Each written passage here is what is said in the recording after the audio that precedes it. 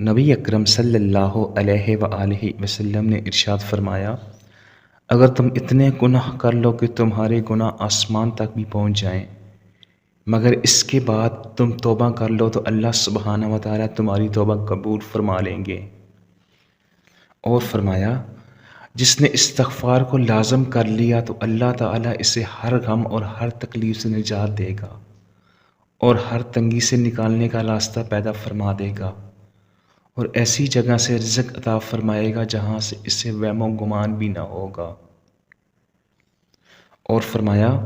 اللہ سبحانہ و تعالیٰ اپنے بندے کی توبہ سے اس سے زیادہ خوش ہوتے ہیں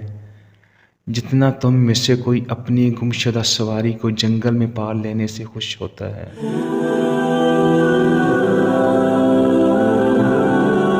اور فرمایا، توبہ اس امت پر اللہ تعالیٰ کی نعمتوں میں سے ایک نعمت ہے۔